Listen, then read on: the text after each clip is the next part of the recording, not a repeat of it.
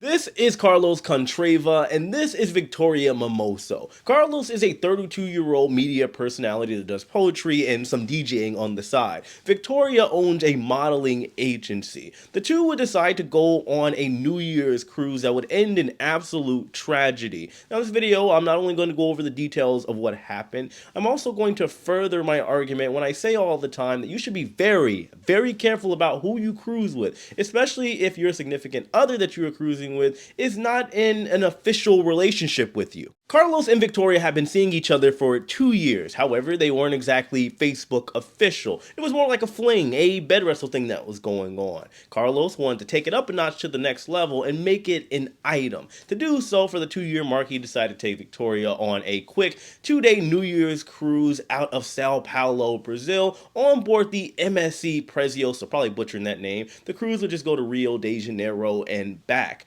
On this cruise, both of them were taking all types of videos because it does look like he bought a nice suite for the couple on board. Looks like the yacht club. That's a ship within a ship concept. Very, very nice area. And during this 2-day cruise, Carlos would then propose the idea of them becoming official, a real couple, so to speak. Victoria said she didn't want that. She liked the idea that she was able to kind of just float freely. She wanted to be a free spirit and do her own thing. Carlos didn't like that. While Victoria was in the bathroom, presumably getting ready, Carlos took her phone, knew the password somehow, went through it, and saw that she had been texting other men. He was very embarrassed, and he was also very angry. Later on that evening, while they were at a party, he was awkwardly and strangely just kind of like stuck on her. He wouldn't leave her alone. He wouldn't let her out of her sight. Later on that night, assumed to be around midnight to 12:30 in the evening, he came up to her and said that she made him look like a clown. At that point in time, Victoria thought that he was going to unalive her. However, he ended up intentionally jumping off of the balcony. That following morning, a search party would go looking for Carlos. However, at this point in time, they have been unsuccessful. At this point, as you can imagine, Victoria is extremely distraught. She says she's trying to eat, she can't eat, and she will probably need therapy. As for Carlos, unfortunately, with the way things are looking and based off of situations that have taken place similar to this in history's past, it looks like, unfortunately, his body will not be able to be recovered. But there is still a little bit of hope. However, we know how this goes. So here's the deal, and I'm going to be very real and straightforward with all of you for a second here, going over experiences that I've not only seen on cruise ships, I've been through with myself and my girlfriend on board cruise ships.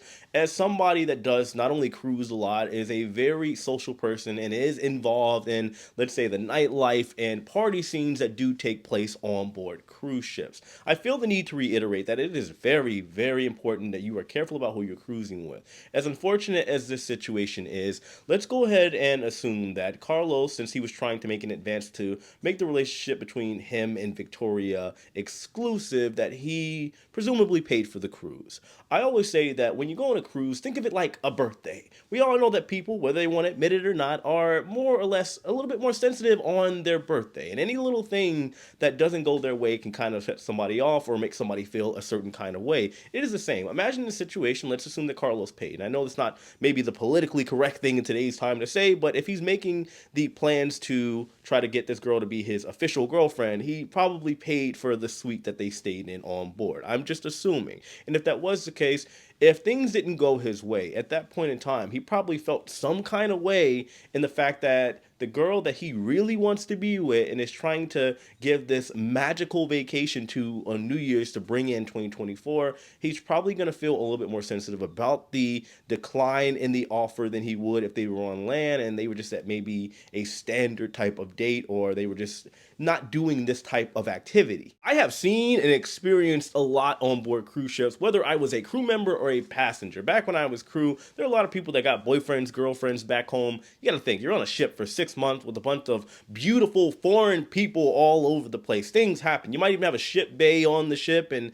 you find somebody else that just signed on that's a little bit more attractive. You have some fun with them and don't tell the other person. These things happen all the time. Just a couple months ago, I was on board the MSC Seascape. There was a man man that got into an argument with his wife, and he slapped her and tried to throw her off of the balcony. Even when I'm on cruise ships, I've been on Virgin and Norwegian, and a lot of times, even when I take my own girlfriend, there are women that are married that are on these trips, the girls' trips and bachelorette trips, that will come up to me. Well, they'll wait for Lauren to go to the bathroom or go to the bar, or whatever. When she's out of sight, come up to me and tell me straight up, I don't care where we go. We can go to your room, we can go to my room, we can go to the bathroom. It does not make a difference. We can have some fun, and your girlfriend doesn't have to know. My girlfriend Lauren has experienced the same. I'll leave for all of 2 seconds to go mingle with somebody and network and talk or go to the bathroom, and men will come up to her and just try to see what they can swindle as far as the deal. If you look at this situation between Carlos and Victoria, for example, you see that she said that Carlos is kind of like glued to her because maybe he was worried that she'd meet some other man on the ship and he'd feel disrespected by it. And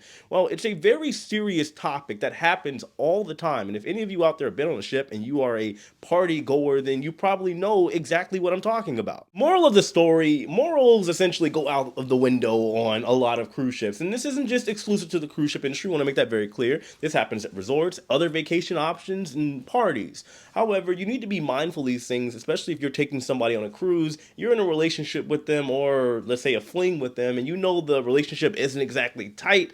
There is the possibility, being that, yes, there is no track record. You could hook up with somebody that you're virtually never going to see again. You might see that type of person that is from, let's say, that country or that state that you like. They've got that style that kind of gets you up and going. It happens from time to time, and by time to time, I mean a lot on board cruise ships. And I'm not exclusively just talking about the bed wrestle stuff either. If you are having a, let's say, rocky relationship, and you guys are arguing 24/7, you deciding to pay for a $5,000 cruise is not magically going to make all of those arguments and conundrums and fights go away. It could potentially make it a little bit bigger of a situation, because now you have that expectation that, hey, I spent this type of money and I'm trying to show you a good time. And if you aren't fully accepting of that, it's going to make somebody in the party maybe a little bit more angrier, a little bit more frustrated, and we don't want that on board cruise ships. Once again, this situation between Carlos and Victoria is extremely horrible, and I hope that he is found. If not, obviously my sincere condolences go out to the friends, family, and loved ones